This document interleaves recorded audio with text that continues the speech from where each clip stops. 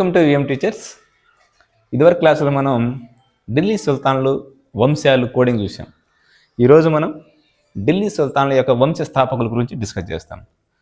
Exam point ఆఫ్లో బానిస వంశ స్థాపకుడు లేదా బానిస వంశంలో చివరి పాలకుడు, ఖిల్జీ వంశ స్థాపకుడు, ఖిల్జీ వంశంలో చివరి పాలకుడు. సో ఈ టైప్ ఆఫ్ ప్రశ్నలు వస్తాయి. ఇక్కడ మన ప్రారంభకులు స్థాపకుల గురించి మాత్రం డిస్కస్ చేస్తాం. చిన్న కోడింగ్ రూపంలో చూద్దాం. సో ఫస్ట్ మనకు బానిస వంశం ఐబక్. నేను ఐబక్ అని రాశాను, అతని పేరు కుతుబుద్దీన్ ఐబక్. బానిస వంశం. ఒకప్పుడు బానిసలు పని చేయకపోతే బక్కని తన్నేవారు. సో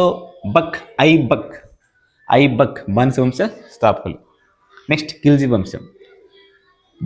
జలాలుద్దీన్. జలంలోని చేపలను మనం కిల్ చేస్తాం. జలాలుద్దీన్. నెక్స్ట్ తుగ్లక్ అంటే పిచ్చి పిచ్చిగా ప్రవర్తించే వాళ్ళని మనం తుగ్లక్ అంటాం. సో ఇక్కడ తుగ్లక్ వంశస్థాపకుడు పిచ్చి పిచ్చిగా గీక్కుంటా ఉంటాడు, గియాజుద్దీన్. పిచ్చి పిచ్చిగా గీక్కునే వాళ్ళని తుగ్లక్ అంటాం మనం.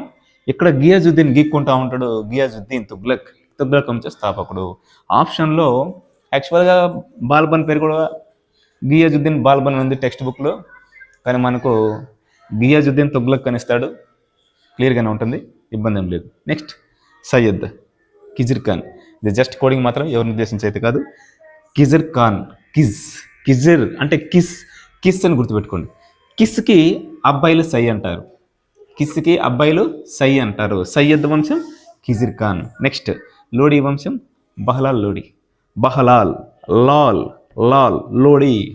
సో ఈ లాల్ అనే పదం మనకి మిగతా వాళ్ళకి రాదు కాబట్టి బహలాల్ లోడీ వంశం స్థాపకులు. ఓకే, సో నెక్స్ట్ క్లాస్లో మళ్ళీ కలుద్దాం. అంతవరకు బ్రేక్.